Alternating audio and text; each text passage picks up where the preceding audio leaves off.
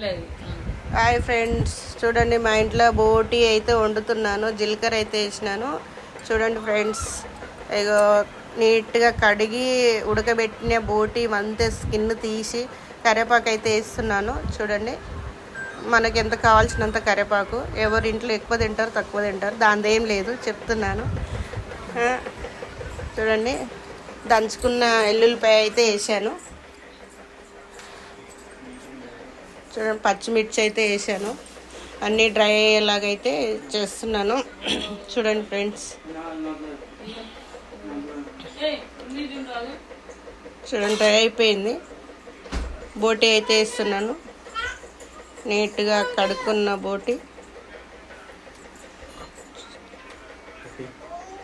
బోటీ అంటేనే ఎవడైనా ఇష్టపడతారో చూడండి, చాలామంది.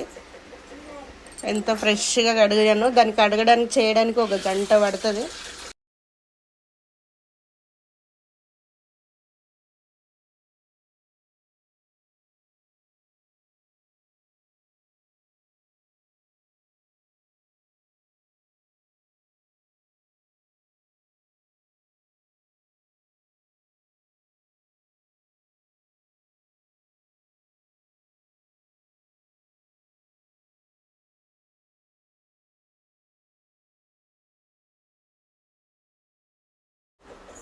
చూడండి ఫ్రెండ్స్, సరిపోయే సాల్ట్ అయితే వేస్తున్నాను.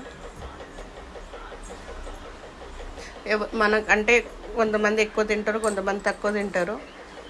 అందుకని ఎవరు తగ్గట్టు వాళ్ళు సరిపోయేంత పసుపు వేస్తున్నాను. చూడండి ఫ్రెండ్స్,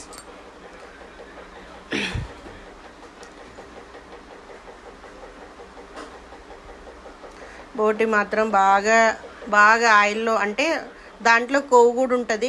కాకపోతే మనం కూడా ఆయిల్ వేసుకుంటాం సరిపోయేంత, కాబట్టి అందులో బాగా డ్రై అవ్వాలి బోటి అంటేనే.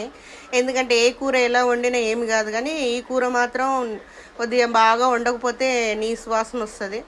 అందుకని కడిగి నీట్గా వండుకోవాలి.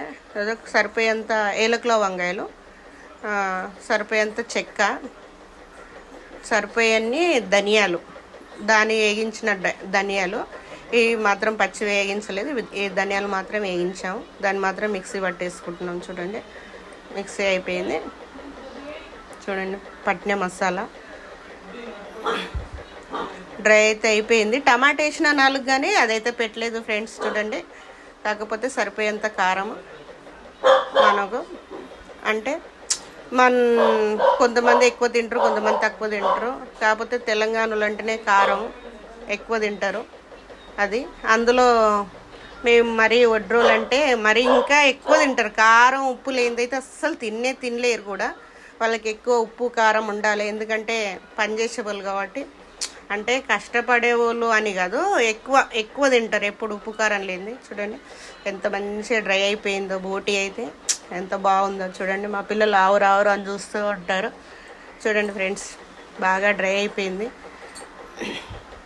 బాగా అంటే బాగా, దాని స్కిన్ ఏమీ లేకుండా తీసిన కాబట్టి అది బోటీ స్కిన్ కనిపించకుండా చేశాను. చూడండి, పట్టుకున్న మసాలా అయితే వేసుకుంటున్నాను. చూడండి, అంటే కారము ఎక్కువ వేస్తా కాబట్టి మసాలా కొద్దిగా తక్కువ వేసుకుంటా.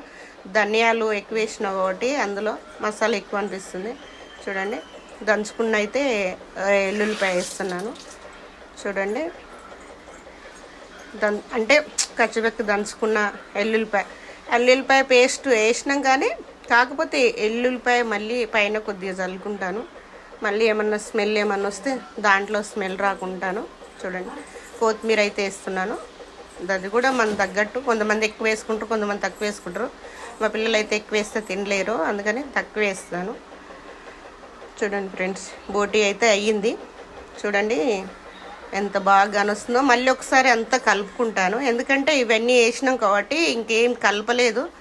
బాగా అన్నీ కలిసేలాగా మొత్తం కలిపితే కదా మొత్తం మసాలా, కొత్తిమీర, పైన వేసిన ఎల్లుల్లిపాయ ఇవన్నీ మళ్ళీ కలవాలి కదా, అందుకని అన్నీ బాగా కలుపుతున్నాను. చూడండి ఫ్రెండ్స్, మా ఇంట్లో బోటి కూర రెడీ అయితే అయిపోయింది ఇవాళ. చూడండి ఎంత బాగా కానొస్తుందో.